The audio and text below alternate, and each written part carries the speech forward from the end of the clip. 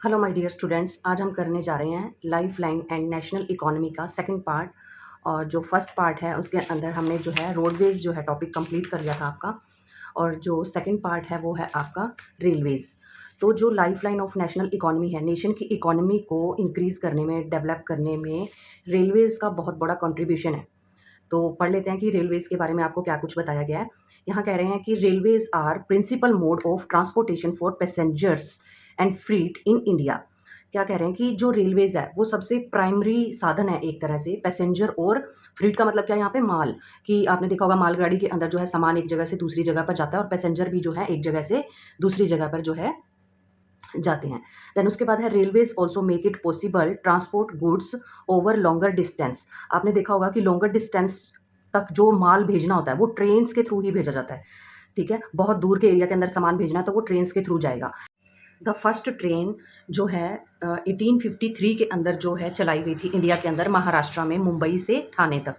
तो ये जो इसका डिस्टेंस था वो था 34 किलोमीटर।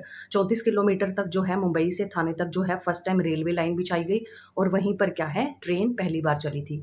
और जो इंडिया का जोन है, मतलब कि इंडिया का जो रेलवे है उसको जो है 17 जोन्स के अंदर डिवाइड किया गया है। 17 जोन्स।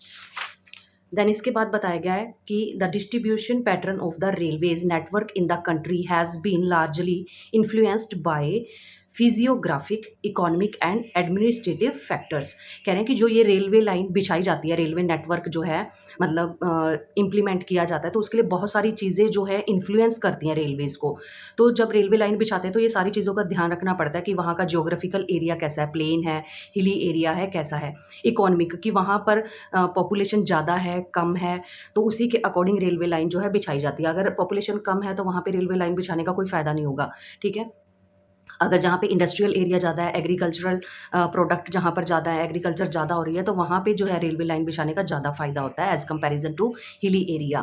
ठीक है। एडमिनिस्ट्रेटिव फैक्टर भी जो है मायने रखते हैं इसके लिए। देन उसके बाद है नॉर्दर्न प्लेन्स। अब इसको तीन पार्ट्स के अंदर जो है डिवाइड किया गया है कि एक तो नॉर्दर्न प्लेन्स के रेलवेज़ के बारे में बताया गया है, एक हिमालय रीजन के बारे में बताया गया है, एक पेनिनसुलर के बारे में बताया गया है।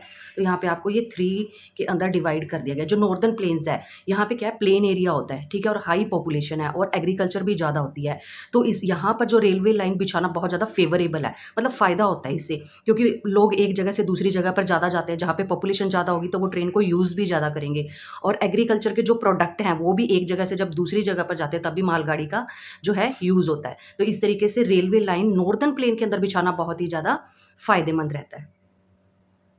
नेक्स्ट आ जाएगा आपको पेनिनसुलर रीजन। अब पेनिनसुलर रीजन के अंदर पहले मैं आपको दिखा देती हूँ कि ये जो है यहाँ का जो एरिया है ये आपका पेनिनसुलर रीजन है। यहाँ पे क्या है, ये हिली एरिया है, तो यहाँ पे छोटे लेवल के या छोटे हाइट के जो हैं मतलब पहाड़ देखने को मिलते हैं।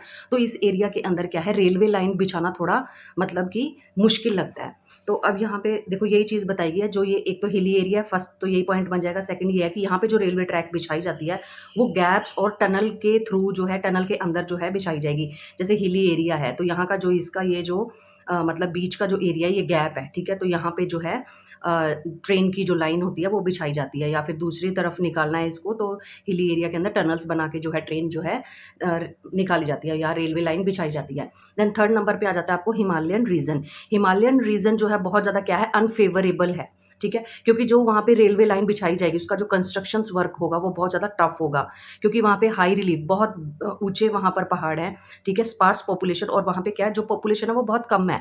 कोई मतलब किसी हिली एरिया के अंदर कोई किसी पहाड़ पर रह रहा है, कोई किसी पर, मतलब बहुत कम पॉपुलेशन देखने को मिलती है। क्या वहाँ पे बेनिफिशियल होगा रेलवे ट्रैक बिछाना? क्या लोग वहाँ पे ज़्यादा सफ़र करेंगे? तो नहीं करेंगे। तो इसलिए वहाँ पर क्या है, पॉपुलेशन कम है, तो वहाँ पे मतलब कि हमें बेनिफिशियल नहीं रहेगा जो रेलवे ट्रैक बिछाना या वहाँ पे रेलवेज़ की जो फैसिलिटीज़ देना। लैक ऑफ इकोनॉमिक अपॉर्चुनिटीज़, और क्या है, इकोनॉमिक अपॉर्चुनिटीज़ भी वहाँ पे क्या है, कम है, क्योंकि वहाँ पे क्या है, सामान एक जगह से दूसरी जगह पे जो ज़्यादा क्या है रेलवे के थ्रू नहीं जा रहा है, तो इसलिए क्या है कि ये फ़ायदेमंद नहीं रहेगा। फिर उसके बाद है difficult to lay railway lines on the sandy plains, जहाँ पे राजस्थान के अंदर बहुत ज़्यादा रेता है, कह सकते हैं रेत, बहुत रेतीली ज़मीन है। ठीक है, तो वहाँ पे क्या है, वहाँ पे हम लाइन को नहीं बिछा सकते, क्योंकि लाइन बिछाएंगे तो वो नीचे चली जाएगी, नीचे धंस जाएगी। ठीक है, इसी तरीके से आपको बता रखा है स्वैम्प्स ऑफ गुजरात। गुजरात के अंदर भी क्या है, बहुत ज़्यादा दलदली ज़मीन है, दलदल है वहाँ पर, तो वहाँ पर भी क्या है, हम लोग जो है रेलवे लाइन ऐसी ज़मीन पर नहीं बिछा सकते। जहाँ पर फॉरेस्ट है, जंगल है, एमपी, छत्तीसगढ़, उड़ीसा, झारखंड के अंदर। तो वहाँ पर क्या है कि इतना ज़्यादा घना जंगल होने की वजह से सारा जंगल पहले तो वहाँ पे उसको काटना पड़ेगा, फिर उसके बाद रेलवे ट्रैक जो है बिछानी पड़ेगी, इसलिए ईज़ी नहीं है वहाँ पे रेलवे ट्रैक बिछाना, ठीक है। तो आपको राजस्थान के बारे में बताया गया, स्वैम्प ऑफ गुजरात के बारे में बताया गया, देन फॉरेस्ट एरिया बताया एमपी, छत्तीसगढ़, उड़ीसा और झारखंड में। देन उसके बाद आपको बताया गया इन वेस्टर्न घाट और Sahyadri railway track is built in the gap of hills. अब यहाँ पे बताया कि वेस्टर्न घाट के अंदर जो है शहादरी रेलवेज जो है वो हिली एरिया के जो गैप है उसके बीच में जो है बनाया गया। देन इसके बाद बताया गया कि there are some problems in the railways. अब रेलवे को बहुत ज़्यादा प्रॉब्लम भी है। अब ये प्रॉब्लम जो क्या है ह्यूमन बीइंग से ही है। यहाँ पे बता रहे हैं कि many passenger travel without tickets, बिना टिकट के ही लोग क्या है मतलब सफ़र करते हैं, एक जगह से दूसरी जगह पर जाते हैं, जिससे रेलवे को बहुत ज़्यादा क्या है नुकसान होता है। देन उसके बाद है डैमेजिंग ऑफ रेलवे प्रॉपर्टी, और लोग क्या है खड़े खड़े ही वहाँ पर रेलवे की जो प्रॉपर्टी होती है उसको मतलब नुकसान पहुँचाते हैं, तोड़फोड़ कर देते हैं, ठीक है। आपने देखा होगा कि बहुत सारे पेपर वगैरह लगाए होते हैं या चीज़ें तोड़ दी जाती हैं, डिस्ट्रॉय कर दिया जाता है चीज़ों को।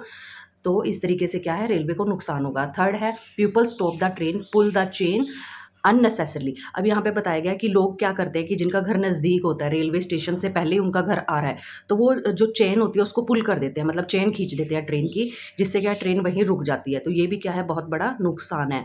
तो इस तरीके से बहुत सारी प्रॉब्लम फेस करनी पड़ती है रेलवेज़ को। तो thank you so much for watching, मिलते हैं नेक्स्ट पार्ट के अंदर।